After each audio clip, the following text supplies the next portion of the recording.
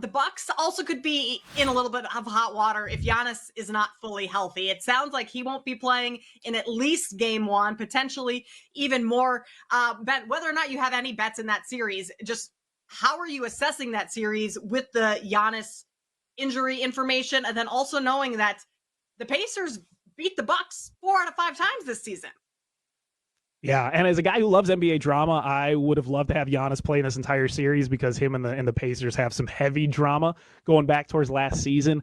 But even without Giannis, I think the Bucks can be a little bit dangerous. They have shooters, and Dame honestly didn't find that chemistry completely throughout the entire season with Giannis. So if he's able to kind of play his own game in the context of that Bucks offense, the Bucks still have a pretty decent shot at winning this series. But I love the Pacers. I just love everything about them. All their players are very fun. They play a very fun style of basketball. And when they're at their best, they are a very difficult team to beat because they can beat you from inside. They can beat you from outside. Their defense at times can really step up. I would probably take the Pacers to win the series. Now, you're not getting them at the best number because of this Giannis news. But I simply, again, you talk about teams you don't trust. The Bucks are just an untrustworthy team. They are very tough to read sometimes. They lose games they shouldn't. They give up leads when they have them. There's just sometimes you watch them play and you're just thinking, like, do they care? Do they care if they win this game or not? So to me, I'm never going to put money on a team like that. And a team like the Pacers, who you talked about, they have a great record against the Bucks. This is the team that played all out in the in-season tournament. I think this is a team that's ready for the playoffs. They're ready to make some noise. The world's going to hear about Tyrese Halliburton yet again. I'm really excited for this Pacers team. So if I'm making a bet on a series, I'm betting the Pacers. Game one, might bet the Bucks, fade the injury report a little bit, maybe get Milwaukee at a little good number. But I love the Pacers in this series. Yeah, you're right. The drama will certainly be there between these two teams. We had the game ball situation midway through the season after Giannis set a record, but Oscar Tshiebwe scored his first NBA point. They're fighting in the tunnel. So this is all setting up for a very fun series, regardless of the outcome of it. 7-0 with Embiid back in the 7 games that they played. So they're ending the regular season. Fantastic. And Embiid's kind of picked up right where he left off. So when you look at that Heat Sixers game, Philly 4.5-point favorites. Are they covering? Are they winning outright? What's your vibe there? Yeah, I think both. I think they're probably the side from a betting perspective, and of course, if they cover the spread, they're going to advance and move on. I think where the Sixers team really has gotten into trouble in the past is when they've had to face adversity within series, right? When things aren't going their way, when they're not getting foul calls, they tend to lose their effort and intensity and kind of let the games get away from them. But in a one-game setting against the Miami Heat, they don't have to worry about that. And again, they've been very successful with Embiid. I'm excited to see Nick Nurse's impact in the next series if they do advance against the Knicks, because they're going to have the work cut out for him in that series. They're not going to get through that series without a ton of adversity. If they are going to win that series, it's not going to be easy. And it's a team that really hasn't shown the mental fortitude in the past in these postseason games. So what type of impact does Nick Nurse have on that? That's what everyone wants to know. Is Nick Nurse be able to change what's been going on in Philadelphia for the past half a decade with Joel Embiid? And are they going to be able to get past, ultimately the first round and then hopefully the second round if you're a Sixers fan? But that's going to be, that series against the Knicks to me is going to be massive. But this game against the Heat, they're the better team. They've been the better team all year. When Embiid's on the floor, they're better. If Embiid's going to be there, they should have no problem putting the Heat away. I know Spoelstra is an incredible coach, but, at some point you need players. I don't think the Heat have them this year. How great is the storyline and narrative going to be? Let's just say that the Sixers and Knicks play and the Sixers win that series.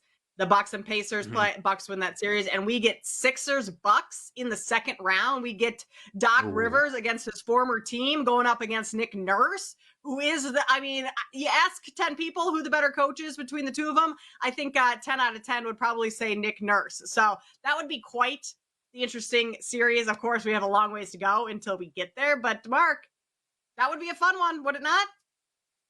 Oh, I'd absolutely love it. I'm here for all the drama in the NBA. Every piece of drama that we can get in every series, it just makes the postseason so much better. I want there to be controversy. I want there to be rivalries. I'm upset that we're not getting just, Steph and LeBron tonight. Like, that's what I want to see is, like, why do we have to wait to see if it plays out that way? Like, I would love to see News 2 in a play-in scenario. So I'm here for all that. And, yeah, if we could get, Nick Nurse against Doc Rivers, returning to Philadelphia, I think that would be fantastic. It'd be great for the fans.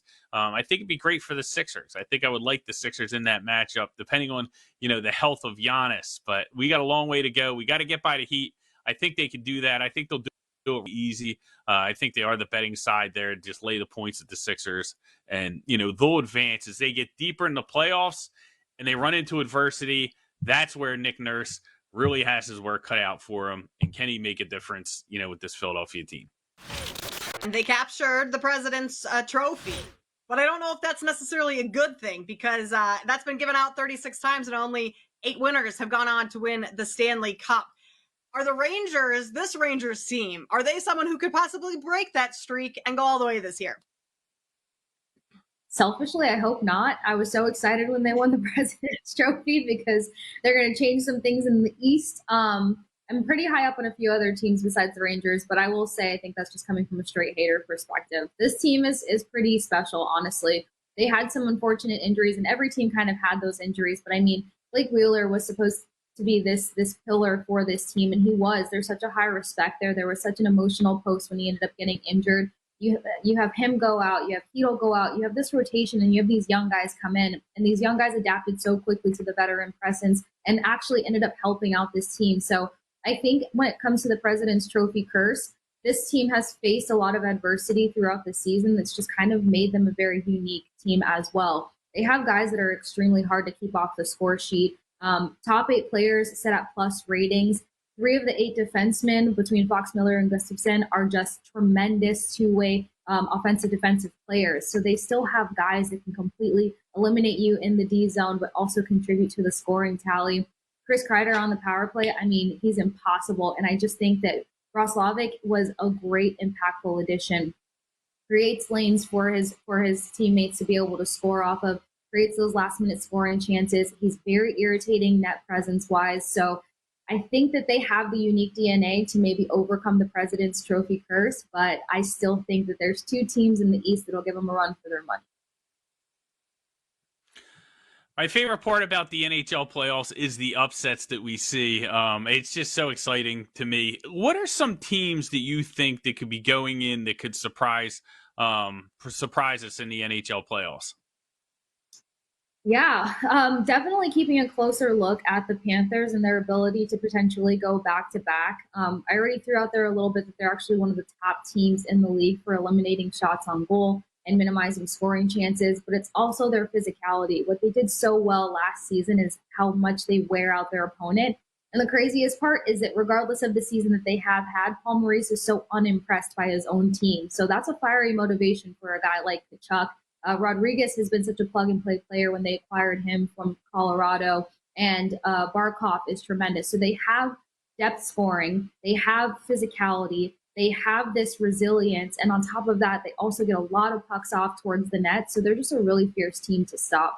The Hurricanes, I don't want to count them out because of their value, because they made the necessary changes from last year to this year. Last year, top defense in the NHL could score here and there, but they weren't consistent in the scoring column, and their special teams outside of the penalty kill was just disastrous. They were really unfortunate when it came to power play opportunities. Now sitting with the number 1 power play, now sitting with the number 2 penalty kill. So those are probably my top teams, as obvious as they are.